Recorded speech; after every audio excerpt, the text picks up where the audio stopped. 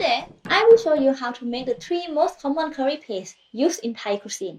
In less than 5 minutes, you will know how to make green curry paste, yellow curry paste, and Panang curry paste.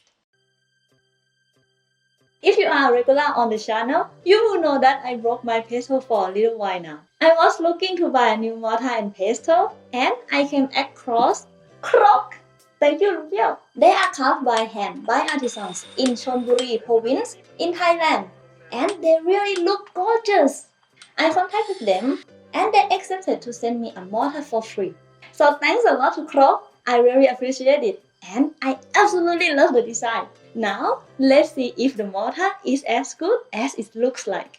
Disclaimer, I'm not being paid by Crock, they just sent me the mortar, so I will give my real honest opinion. Let's start with the Thai green curry paste or พริกแกงเขียวหวาน I will begin by chopping the galangal and the cilantro roots that we will actually use for all the paste. It's best to chop them because they're quite hard. So if we pound the whole pieces like that, it will be much more difficult and time consuming. We are then going to pound the dry spices. I will add coriander seeds, cumin seeds, white pepper powder, and some salt. Then I'm going to grind and pound the dry spices until all becomes a powder. After that, we can remove it to a small bowl. Next, we are going to add the fresh herbs in our mortar, and I will start with the hardest ones. Chopped galangal, chopped coriander root, and chopped lemongrass. We will pound it until it becomes a nice and fine paste. Once it's nice and fine, I will add garlic, shallots, and lamb zest. Then I pound it again until it becomes a fine paste too. Now, let's add green chilies and Thai sweet basil leaves, hora pa. The Thai sweet basil leaves will help us to get the green color greener and will also add a delicious herby taste and smell to our paste. I will now add the dry spices powder into the paste. Pro tip: at any point, if we feel the paste is getting too wet, we can add a little bit of dry spices powder to help absorb the liquid in the paste so it doesn't splash. And the last thing that's going in is shrimp paste, kaffir. We will pound to mix until it becomes homogeneous. We can use it right away for Thai green curry soup, แกงเขียวหวาน or put it in a container to keep in the fridge. If stored in the fridge, you can keep it up to 5 days to 1 week. Next, we are going to make a yellow curry paste or พริกแกงกะหรี่ Even for Thai people, it's difficult to say.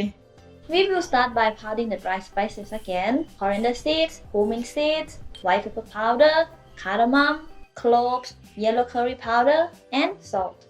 Then we will pound and grind them until the spices become a powder. So far, I really enjoy this mortar because it's deeper and it's bigger than my previous one.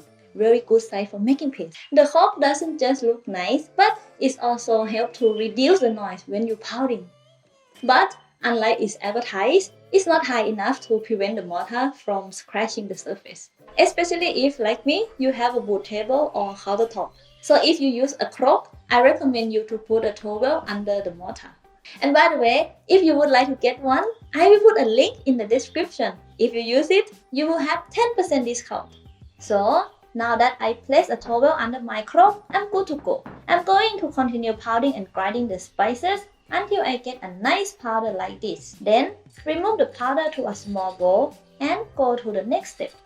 In the mortar, I now add chopped galangal, chopped ginger, chopped turmeric, and chopped lemongrass. And I pound until it becomes a fine paste. Now, I can add chopped shallots, chopped garlic, and soft dry chilies. And you can chop that like button.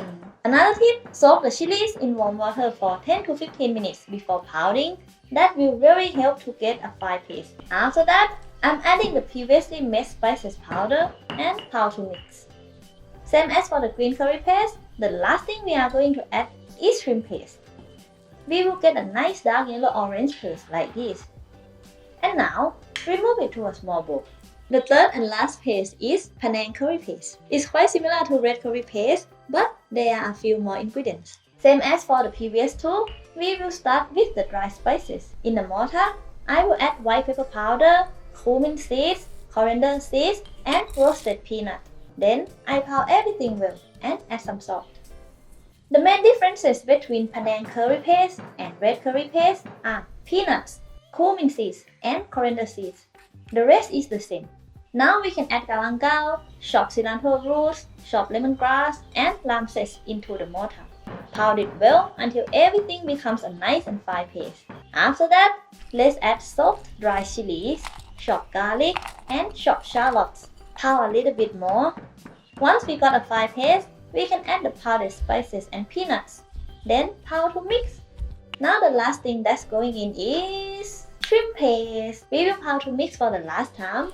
And that's it. Now we know how to make 3 of the most important curry paste in Thai cuisine. I also do have a video on how to make the most important Thai curry paste that's being used as a base for many other Thai curries, red curry paste. And in the next video, I will show you how to make a Thai Panang curry dish with chicken. Don't forget to subscribe if you haven't yet and give me a thumbs up. Thank you for watching. See you next time. ขอบคุณค่ะ บ๊ายบาย